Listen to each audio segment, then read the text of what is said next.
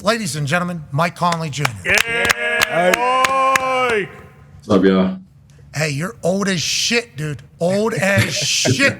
How's it feel? Body feel good? Life feel good? This has to be very fulfilling to be the oldest guy still playing and starting in the NBA right now in the playoffs. It does. It definitely the body does take a hit here and there, but as you get older, you learn how to deal with it. And luckily, I'm around a bunch of young guys that keep me young and keep me moving good. Okay, so let's talk about that team. And obviously, Indianapolis incredibly proud of you, man. Hell yeah. City loves you. City loves you back here, as does everywhere you've been. I saw in Utah some stuff that you did with the community, and then obviously same thing. So, incredibly human. Thank you for joining us. Happy you're still around. Let's talk about what's currently happening with the Nuggets.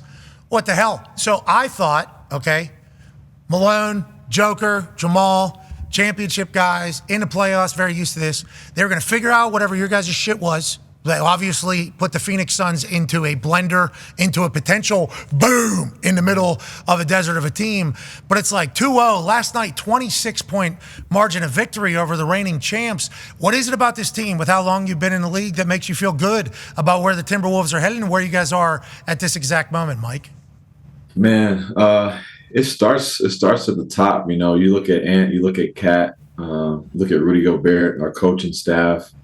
Tim Conley, our GM, the culture that was built here is all about winning. It's about doing it right now. It's about doing it the right way.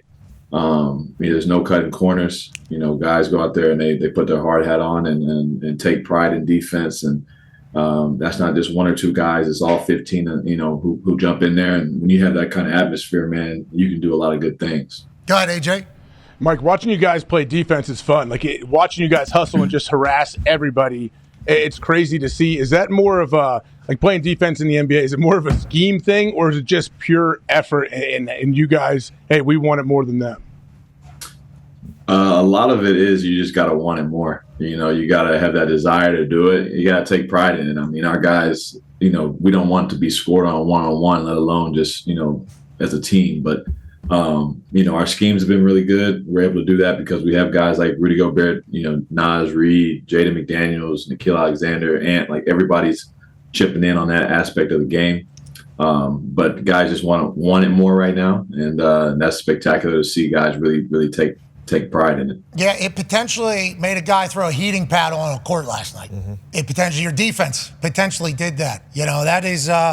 That's not easy to do in 2024 in professional sports. No. Get somebody to throw something onto a court. It's crazy. That's in the game. That's not easy to do. I've never seen that. I didn't know it happened actually until it was later in the day, but that was crazy. Yeah, and the towel. I think the first thing was the towel. I do believe that ref was the target. Yeah. I don't think the court was necessarily the end goal. The towel goes, not enough density, can't make it to the ref from where I'm sitting. Okay, so we got to get something a little heavier. Looked around probably.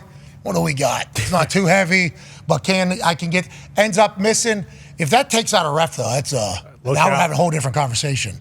And it's I was more worried about Cat's foot. I was a little worried he's going to step on it, but could you imagine? Because they mop those floors so there's no slipping. That is, that's a potential problem. We missed it. Catastrophe avoided. Mm-hmm. Thank God. We move on. You guys win by 26. Before the boys have some questions for you, Mike, I want to talk about the guy that you sit next to at some of these press conferences and has obviously captivated the entire basketball world.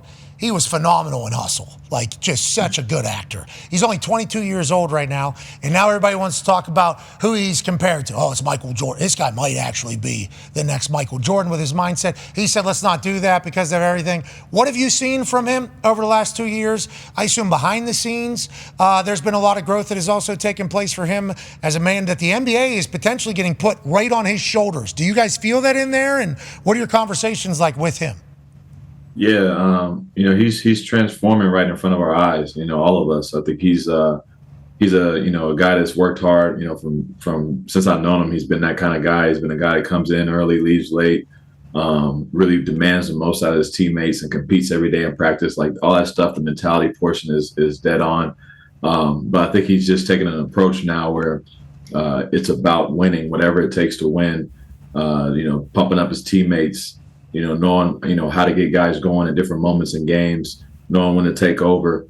And it's all happening, in prime time for him. And couldn't happen to a better guy who truthfully loves the game. He loves the people he's around. He has an infectious kind of personality. I think the world is getting to know him a little bit now, so hopefully he just continues to grow and develop into that superstar we think he can be. Yeah, and the NBA folks are like, "Yep, this is the future. This is the future." He's right now, Mike. It feels like he's right. He's right now. It feels like, Mike.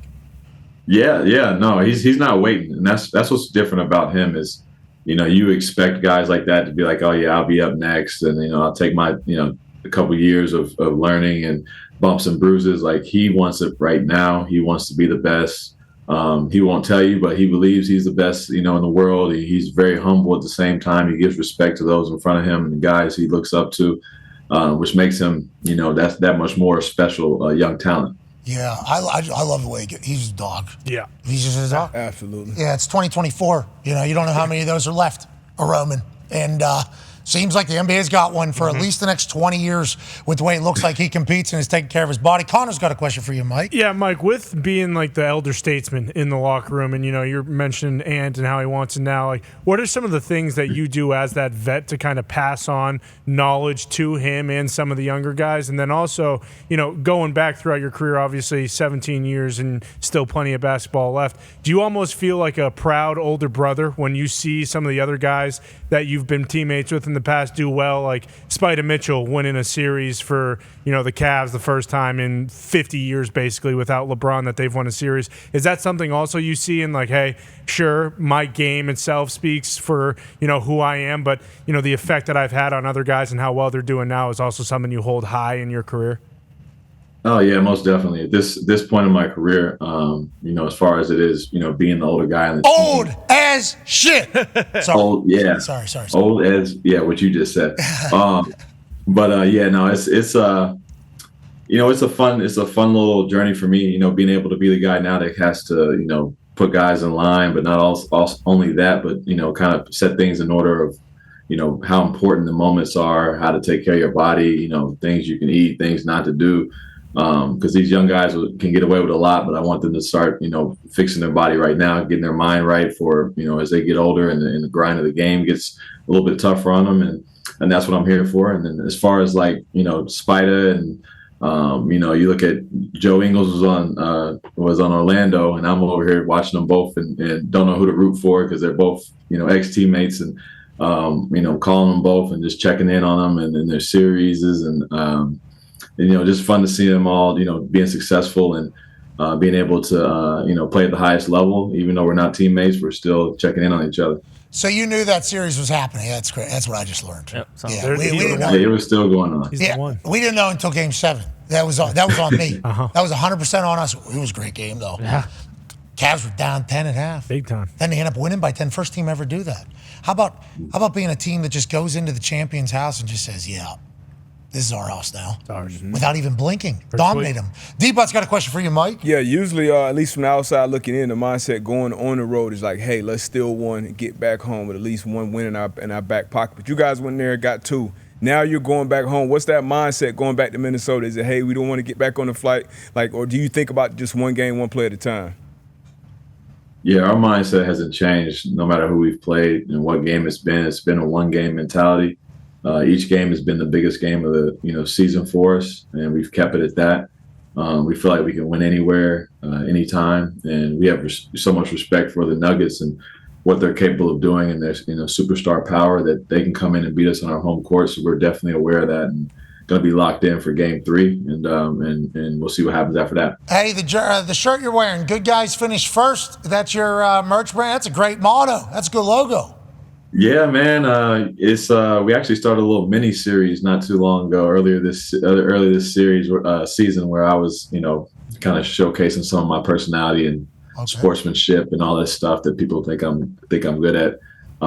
But now it's just become a motto, become something I want to live by, and point out those examples of good, solid people throughout, our world. Hey, that #1 good guy mug.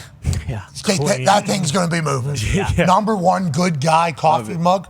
What a, yeah, that's hilarious. And Well, you hold that. That number one good guy's going out too. If you're righty, that's going. I need you to hold one day. That's all I need. I've just got into coffee. I'm an Americano fan. A couple shots of espresso. Add some hot water. I will dabble with a Splenda. I will put a Splenda in there. I've just gotten into it. Number one good guy mug on the way. We appreciate you joining us. Good luck the rest of the way, brother. Thank you. Appreciate you guys. Lawrence North High School, right here in Indianapolis. What a legend. Now playing in his 50th year in the NBA. Unreal. Ladies and gentlemen, Mike Conley Jr. Thank you. Hey, Mike! Wanna try to boast at what I look like. Keep them down, try to wear, I pull up